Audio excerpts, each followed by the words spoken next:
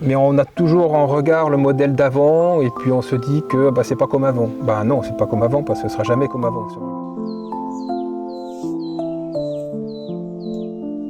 Mon nom est Roland, je viens de Suisse.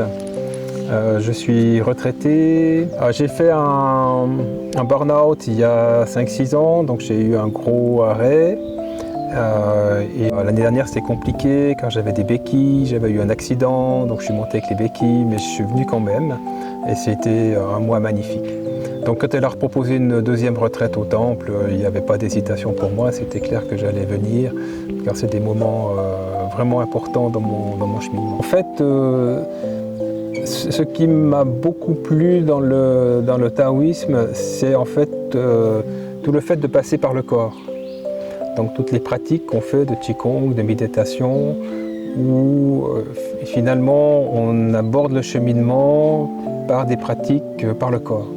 Et pour moi ça c'était important parce que j'étais toute ma vie dans le mental et pour me sortir de la situation dans laquelle j'étais après le burn-out qui était compliqué, toutes les thérapies par le mental ça servait à rien. Et en fait, de pouvoir passer par le corps, ça c'est quelque chose qui m'a sauvé, qui m'a permis de pouvoir faire sans... J'ai pris aucun médicament après le burn-out et j'ai juste travaillé par le corps. Et ce cheminement-là, par la pratique, c'est quelque chose d'assez exceptionnel. Shifu il nous apprend tellement de choses cohérentes de faire et comment. Et ça, c'est quelque chose, c'est une nouvelle façon de vivre, quoi. Donc c'est des transformations en moi qui sont profondes, jusqu'au plus profond de moi, et qui se passe que c'est tellement riche tout ce que nous apporte Shifu que c'est difficile de faire toute la liste. Et ce qui est le plus marquant sur mon cheminement, c'est vraiment tout ce que j'ai pu mettre, tout ce que j'ai pu après faire comme pratique quotidienne, chez moi à la maison, durant toute l'année. Ça m'a pas... je ne peux pas mettre sur le dos de la société les choses qui me sont arrivées.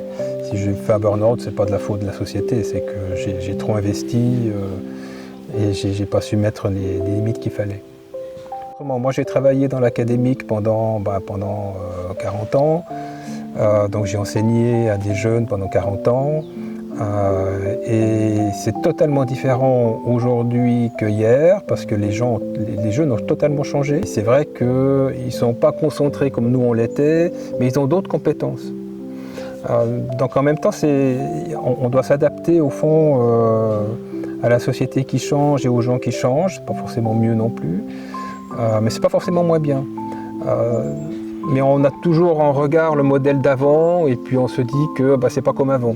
Non, c'est pas comme avant parce que ce sera jamais comme avant. Si on regarde la société, il y a 1000 ans, il y a 2000 ans, ça a toujours évolué, ça va continuer à évoluer.